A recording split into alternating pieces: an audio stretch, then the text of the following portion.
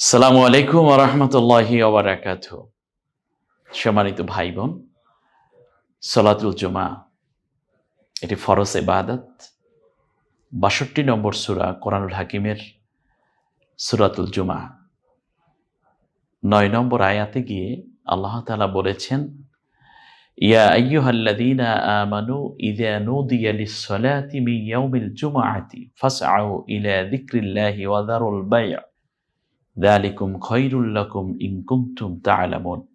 হে ঈমানদারগণ, যারা আমি আল্লাহকে বিশ্বাস করেছ বলে দাবি করো, তোমরা নারী পুরুষ জুমার দিনে যখন নামাজে ডাকা হয় তখন দ্রুত দৌড়ে ছুটে চলো মসজিদ পানে। আমি আল্লাহকে বেশি বেশি করে স্মরণ করো। ব্যবসা বাণিজ্য বন্ধ করে দাও, কাজকর্ম স্টপ করে দাও।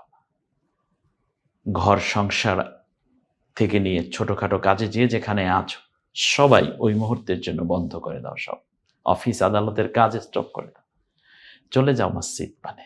আবার নামাজ যখন শেষ হয়, ফাইজা কুজিয়াতিস সালাতু ফান্তাশিরু ফিল আরদি ওয়াবতাগু মিন ফাদলিল্লাহ ওয়াযকুরুল্লাহা কাসীরান লাআল্লাকুম তুফলিহুন। নামাজ শেষ, আবার ছড়িয়ে পড়ো আপন কর্মসংস্থানে। দেখবে এর মধ্যে তোমাদের জন্য বরকত হবে যদি তোমরা বুঝতে পারো। এর মধ্যেই করলেন। আসুন সেই নামাজের গুরুত্বটা আমরা একটু দেখি যে আরো কত গুরুত্ব রয়েছে। এটা ফরজ শুধু নয়, বরং রাসূল সাল্লাল্লাহু আলাইহি ওয়াসাল্লামের দারুণ হুঁশিয়ারি রয়েছে এই ব্যাপারে। আবু হুরায়রা রাদিয়াল্লাহু তাআলা আনহু থেকে বর্ণিত, রাসূল সাল্লাল্লাহু আলাইহি ওয়াসাল্লাম তার মিম্বরের সিঁড়িতে দাঁড়িয়ে বলেছেন, যারা জুমার নামাজ ত্যাগ করে তাদেরকে এ অভ্যাস বর্জন করতেই হবে, নতুবা আল্লাহ তাদের অন্তরে মোহর মেরে দিবেন। অর্থাৎ তাদের অন্তরে ঈমানের নূর থেকে তাদের অন্তরটাকে একেবারেই ধ্বংস করে দিবেন, অথবা তারা গাফিলদের অন্তর্ভুক্ত হয়ে যাবেন। সহিহ মুসলিমের 1887 নম্বর হাদিস।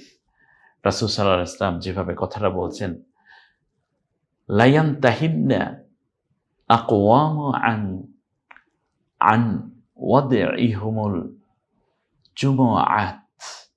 এই যে জুমার নামাজকে পরিত্যাগ করার যে অলসতা এবং মানসিকতা, এটা তোমাদেরকে অবশ্যই ত্যাগ করতে হবে। অথবা আল্লাহ রাব্বুল আলামিন কি করবেন?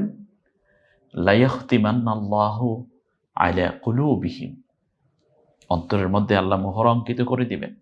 সুম্মা লায়াকুনান্না মিনাল গাফিলিন, এরপর তোমরা গাফিলদের অন্তর্ভুক্ত হয়ে যাবে। অর্থাৎ দ্বীন ইসলাম সম্বন্ধে তোমরা একেবারেই বেখবর হয়ে যাবে। কারণ দ্বীন ইসলামকে অনুধাবন তো হৃদয় দিয়ে করতে হয়, আর সেই হৃদয়টাকে তাজা করে রাখে সলাতুল জুমা। সলাতুল জুমা থেকে বন্ধ থাকলেন, দিন বোঝা থেকে আপনি জুমা থেকে পারস্পরিক ভ্রাতৃত্ববোধ কিংবা সহমর্মিতা, সামাজিক ঐক্য, সেখান থেকে ইমাম সাহেবের কাছ থেকে গুরুত্বপূর্ণ খুতবা, এগুলো সব থেকে আপনি বঞ্চিত হওয়ার কারণে আপনার অন্তরটা পুরোপুরি মরে যাবে। আপনি একেবারেই অচেতন হয়ে যাবেন দিন থেকে।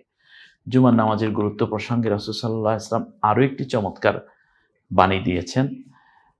উসামা ইবনে জায়েদ রাদিয়াল্লাহু তাআলা আনহু থেকে বর্ণিত, জায়েদ রাদিয়াল্লাহু তাআলা আনহুর পুত্র উসামা, সুবহানাল্লাহ, জালিলুল কদর 2 সাহাবী রাদিয়াল্লাহু আনহুমা থেকে বর্ণিত, রাসূল সাল্লাল্লাহু আলাইহি ওয়াসাল্লাম বলেন, যে ব্যক্তি বিনা ওজরে 3 জুমা পরিত্যাগ করবে তাকে মুনাফিক হিসাবে লিখে দেওয়া হবে। নাউযুবিল্লাহি মিন যালিক। মান তারাকা সালাসা জুমআতিন মিন গায়রি উযরিন, কোনো ওজর নাই, না আছে তার অসুস্থতা যে মসজিদে যেতেই পারছে না, না আছে তার কোনো সফরের অবস্থা, অথবা না আছে তার জেলে থাকা, অথবা এমন অবস্থায় যে নামাজ পড়ার ন্যূনতম পরিবেশ তার নেই, এরকম কোনো বাধ্যকতা কিংবা তার সীমাবদ্ধতা নাই, অথচ সে জুমার নামাজ তরক করেছে পরপর 3 জুমা, কুতিবা মিনাল মুনাফিকিন, আল্লাহ রাব্বুল আলামিনের হাবিব বলতেছেন তাকে মুনাফিক হিসাবে লিখে দেওয়া হয়। অর্থাৎ মুনাফিকদের কাতারে তার নাম লিখে দেয়া হয়।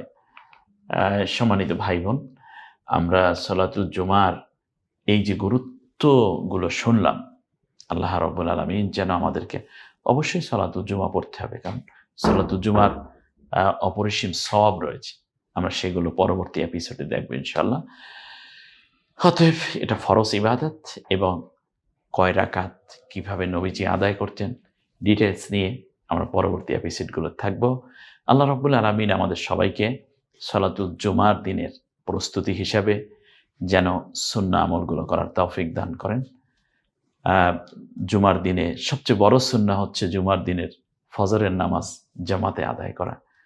এরপর যখনই দ্বীপ্রহর আসবে তার আগেই উত্তম রূপে গোসল করা, উত্তম পোশাক পরিধান করা, যতটুকু সম্ভব নিজে সুগন্ধি মাখা এবং আগেভাগেই মসজিদে চলে যাওয়া। রাসূল সাল্লাল্লাহু আলাইহি ওয়াসাল্লাম বলেছেন, যে ব্যক্তি প্রথমে মসজিদে প্রবেশ করবে, মসজিদের দরজায় ফেরেশতা থাকে, তারা ওই ব্যক্তির আমলনামায় একটি উট কোরবানির সওয়াব লিখে দেন। পরবর্তীতে যিনি প্রবেশ করেন তার আমলনামায় তার ছোট একটি প্রাণী, অ্যাটলিস্ট একটি গরু কোরবানি করার সওয়াব দিয়ে দেন। তারপরে যিনি ঢুকবেন তার আমলনামায় একটি দুম্বার সওয়াব লিখে থাকেন। এমনি করে করে করে করে ইমাম সাহেব যখন খুতবা দিতে দাঁড়াইয়া যান তার আগ পর্যন্ত এমনকি একটা ডিমের সওয়াব পর্যন্ত হলে লেখা হয়। কিন্তু যখন ইমাম সাহেব খুতবা দিতে মিম্বরে দাঁড়িয়ে যান তখন আর তার আমলনামায় কোনো সওয়াব লেখা হয় না। এরপর যারা প্রবেশ করে তারা নামাজের সওয়াব পাবে, কিন্তু এক্সট্রা যে সওয়াব এইটা আর দেওয়া হয় না। এই জন্য আমরা আগেভাগেই জুমার প্রস্তুতি নেব। পরবর্তী এপিসোডগুলোতে চমৎকার করে আমি দেখানোর চেষ্টা করেছি জুমার নামাজের ফজিলত কি। আল্লাহ আমাদের সবাইকে কবুল করুন এবং সালাতুল জুমার গুরুত্ব অনুধাবন করে যেন আমরা এই ইবাদতে শামিল হয়ে সামাজিক বন্ধন, ভ্রাতৃত্ববোধ এবং সামাজিক মূল্যবোধকে যেন আরও জাগ্রত করতে পারি। ইসলামের সুমহান আলোয় পৃথিবীর এমন কোনো ধর্মের অনুসারী নাই যারা এত বারবার মিলিত হন একে অন্যকে বোঝাপড়ার জন্য। 5 ওয়াক্ত দৈনিক নামাজ জামাতে পড়ে, আবার জুমার নামাজটার মধ্যে হয়তোবা অন্য জায়গায় চাকরি করো, কোথাও সফরে গিয়েছিলে, জুমার দিন আবার বেশি করে একত্রিত হওয়ার আরেকটি সম্মেলনের সুযোগ আছে। আবার দেখা যায় অনেক দূরে চাকরি করো, যাক অসুবিধা নেই, কমপক্ষে বছরে 2 বার 2 ঈদে সমাজের মানুষের সাথে, এলাকার মানুষের সাথে দেখার একটি দারুণ সুযোগ তৈরি হয়ে যায়। ঠিক ইসলামের যে সুমহান ইবাদতগুলো তা মূলত একদিকে ভ্রাতৃত্ববোধকে যেমন এস্টাবলিশড করে, একে অন্যের সুখে দুঃখে পাশে দাঁড়ানোর একটি অনুভূতি এবং দায়িত্ববোধ যেমন তৈরি করে দেয়, সমাজে শান্তি শৃঙ্খলা এনে সত্যিকার সোনালী সমাজ গঠনে দারুণ ভূমিকা পালন করে। আমরা পুরো সময়টাকে কাজে লাগাবো ইনশাআল্লাহ জুমার দিন। আল্লাহ আমাদের তৌফিক দিন এ কামনা করে আজকের এপিসোড থেকে বিদায় নিচ্ছি।